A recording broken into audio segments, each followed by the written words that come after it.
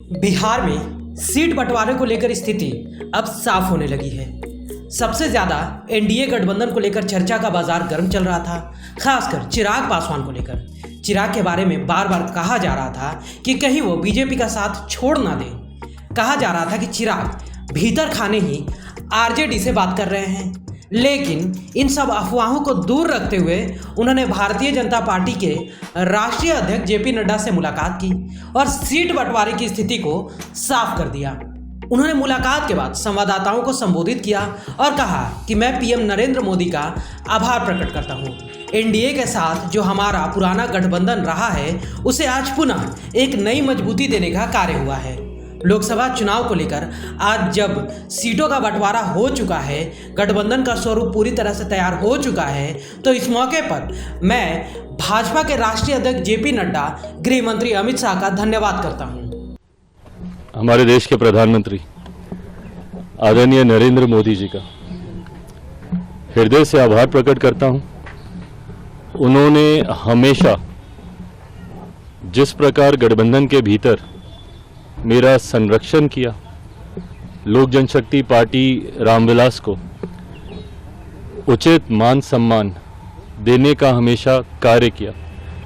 मेरे नेता आदरणीय रामविलास पासवान जी को जिस तरीके से उन्होंने अपने साथी, अपने दोस्त की तरह, उनके रहते हुए और उनके जाने के बाद भी जिस तरीके से उनके मान सम्मान को हमेशा ऊंचा करने का काम किया, ऐसे में लोक जनशक्ति पार्टी रामविलास का हर एक कार्यकर्ता आज खास तौर पर हमारे प्रधानमंत्री जी का धन्यवाद करता है, क्योंकि आज पुनः एनडीए के साथ जो हम लोग का पुराना गठबंधन रहा है, जिस गठबंधन के तहत दो बार हम लोग लोकसभा और दो बार हम लोग विधानसभा का चुनाव पिछले 10 सालों में हम लोग लड़ चुके हैं, आज पुनः उस गठबंधन को एक नई मजबूती देने का कार्य किया।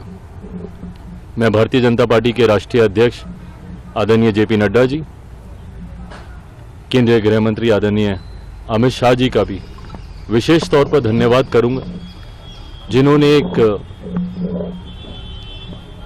एक बड़े भाई की भूमिका पार्टी के तमाम हितों को, पार्टी की तमाम चिंताओं को, पार्टी के तमाम कंसर्न्स को ना सिर्फ एक्नॉलेज किया बल्कि एड्रेस करने का भी काम किया।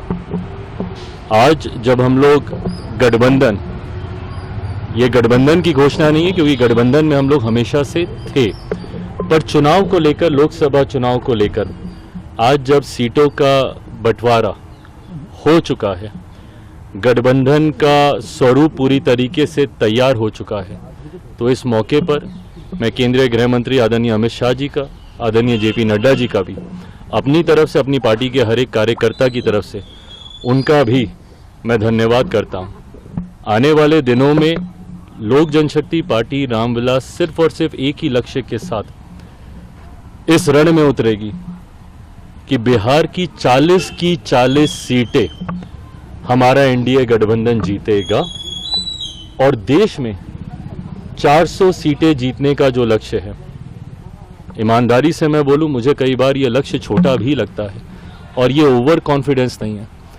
ये जब आप गांव-गांव जाते हैं, घर घर जाते हैं, और क्योंकि हाल फिलहाल के दिनों में ना सिर्फ बिहार में बल्कि विभिन्न और राज्यों में भी पार्टी के कार्यक्रमों में मैं गया हूं, ये मेरा विश्वास वहां से आता है कि ये 400 का लक्ष्य ना सिर्फ हम लोग पार करेंगे बल्कि बिहार में जो पिछली बार एक सीट किसी कारणवश हम लोग की रह गई थी, इस बार 40 की 40 सीटें एनडीए का ये गठबंधन मिलकर जीतेगा। हालांकि उन्होंने सीटों के भेद को तो नहीं खोला, लेकिन सूत्र बताते हैं कि जीतन राम मांझी की पार्टी यानी हमको 1 सीट, उपेंद्र कुशवाहा की पार्टी आरएलएम को 1 सीट, पशुपति पारस को समस्तीपुर की 1 सीट और चिराग पासवान को हाजीपुर समेत 4 सीटें दी जा सकती हैं। इसके अलावा नीतीश कुमार की पार्टी जेडीयू को 16 सीटों पर चुनाव लड़ाया जा सकता है। सूत्रों की माने तो बीजेपी हाजीपुर सीट चिराग पासवान को ही देना चाहती थी। हालांकि हाजीपुर सीट से पशुपति पारस सांसद है, वो लंबे समय से ताल ठोक रहे थे कि हाजीपुर सीट से वही चुनाव लड़ेंगे। वहीं चिराग पासवान ने भी हाजीपुर सीट से अपना दावा ठोका था। उनका कहना था कि रामविलास पासवान के राजनीतिक उत्तराधिकारी है, इसलिए गठबंधन में हाजीपुर सीट उन्हें ही मिलनी चाहिए। इसी को लेकर चाचा भतीजे यानी चिराग पासवान और पशुपति पारस के बीच अदावत शुरू हुई।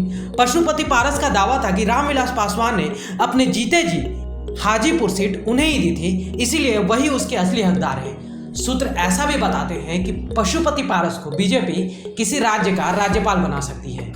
ब्यूरो रिपोर्ट, सूत्रकार समाचार। हमारा यह वीडियो अच्छा लगा तो इसे लाइक करें, शेयर करें और हाँ, सब्सक्राइब करना ना भूलें।